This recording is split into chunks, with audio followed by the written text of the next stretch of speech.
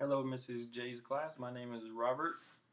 Miss J wanted me to send you a video showing you how I use math when calculating fuel, weight and balance, and the center of gravity for the helicopters that I fly. I fly R-22s and R-44s. So this table that you're looking at, this table that you're seeing, this is the table that we use to calculate all this. Now this is on the back of a form that we use. The form shows who's in the helicopter, who's going, where they're going, um, different other different calculations that we use, such as calculating altitude, density altitude, and that kind of thing. But for right now, we're just going to work with this one and try to figure out um, how much fuel we can take and what the center of gravity is going to be. So let's just start here at the from this. People like doing this form different ways. I like keeping it simple. Let's go left to right, top to bottom. So we'll start here with our empty weight. We have weight, we have our arms, and we have our moments. Okay. Um, Without getting into detailed descriptions of what the arm and moments are, the arm is based off the reference datum. That's an imaginary line, a vertical line traveling through the helicopter for calculating the balances. So to get your moments here, you see you've already been given the arms. Um, on the form, these three numbers, these three cells are blank. These are the numbers that we put in there. Um, the arms on the form, these two numbers vary depending on the helicopter, just like the weight of a helicopter would vary depending on what helicopter you're flying. So these two numbers we have to input ourselves, but these four numbers are always the same. So no matter which helicopter we're flying, those four numbers are the same. So let's start here with our empty weight of 855 pounds. This is saying that we're flying a helicopter that weighs 855 pounds, and right now it has no liquids in it whatsoever. No oil, no fuel, no nothing. Its empty weight is 855 pounds. Now again, to figure out what you're going to put in these two cells, you take your weight, which is 855, times your arm, and that gives you your moment. Do the same thing for this one. Your weight times your arm gives you your moment. Okay? Do that for all three cells. Whoops. All three cells here, all three cells there. Okay? So this is your empty weight of the helicopter. Your right seat weight is the person occupying the right seat and the person occupying the left seat. So this guy is 150 pounds. This guy is 200 pounds. And you figure out the moments the exact same way. Just times it by the arm. Once you have your numbers here and your numbers here, you add them and place your answers here, here, and here respectively. So add these three together, put the answer there. Add these three together, put the answer there, and so on. Once you have this number here, once you have added these three numbers together, you're going to put your answer here. Now once you have this number, come down here and look at your max gross weight. Your max gross weight is 1,370 pounds.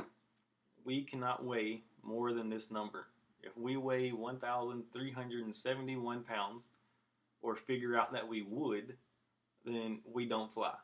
We have to stay at 1,370 pounds or below. Anything over could possibly throw off our center of gravity and present a risky situation that we don't want to be in.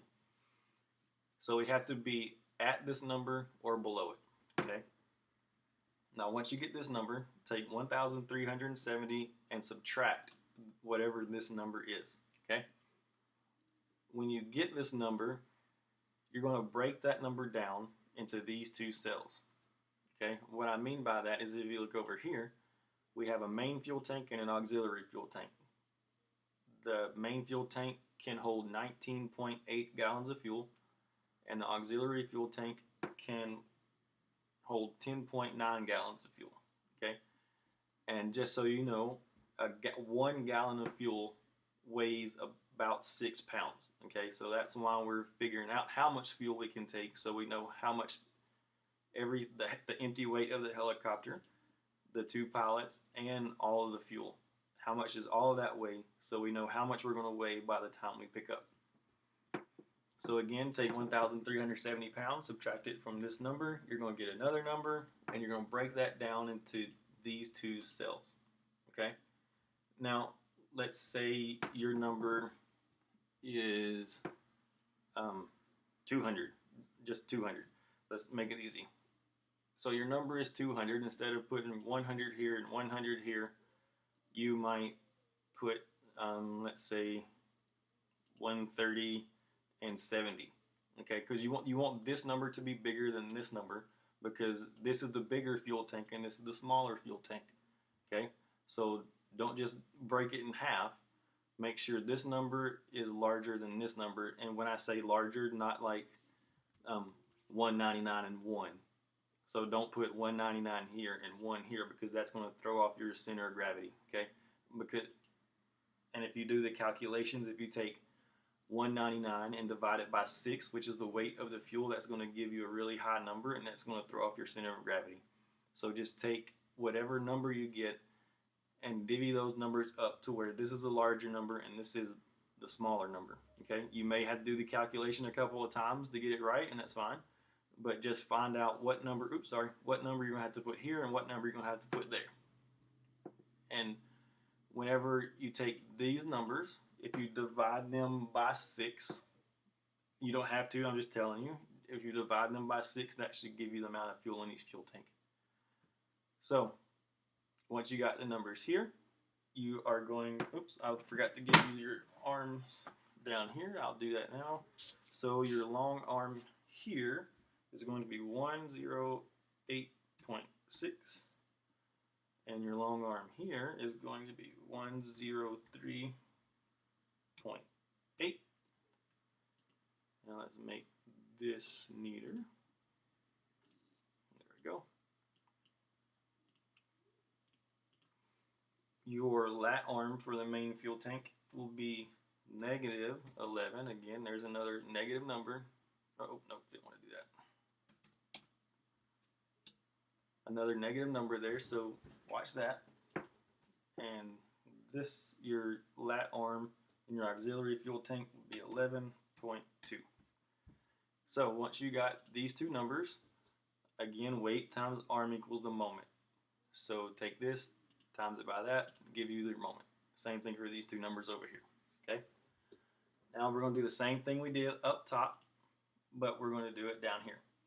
So once you had these numbers, you added them together, you got this number. Now you're taking these numbers, adding them together, and it's going to give you this number. Okay. Same thing here. Add them together, gives you this number. Now, once you got these numbers, we're going to come down here and look at this little chart. You see long, empty fuel, lat, empty fuel, long, full fuel, lat, full fuel. So you find these numbers on this graph. So long, empty. Okay? Take that number and divide it by this number. The answer you get will be a long decimal. Just go 1 decimal point. That's more than enough. Just go 1 decimal point and put it here. To get your lat empty, come to lat and empty. Divide this number by this number. And that's going to give you probably, it's going to give you a smaller decimal. It might be a negative number. These two might be negatives. So just be wary of that. And the same thing, so come down here for long, full, come in here, divide that by that, and it gives you that. Divide lat by that, and it gives you that. Okay, so your lat, full, divide that number by that number, and it will give you this number. Okay? And that will give you all the calculations you need. Once we do all of these calculations, there's a little graph below this, so it would be down here at the bottom of the page where we actually graph where the center of gravity is inside the helicopter. But I didn't include that because it's just ensuring that you're inside your center of gravity, and it's just making 2 small dots and connecting them with a line, making sure we're inside the limits. So once you do that, I'd like to know how you guys did. I thought it would be cool. Miss J even thought it would be cool to do this at the airport in a helicopter, but I went out to the airport today and all of the helicopters were actually out on flights, so I wasn't able to do it. But depending on how you guys do, I'm sure Miss J will tell me, and if she wants to do so, I can go back out to the airport and film a video of actually showing you around the helicopter, showing you inside, the outside, what everything is, how it works, and all that stuff. So I'm sure Ms. J will be in contact with me. Let me know how you guys did. If you have any trouble, let me know. I'll try to help you.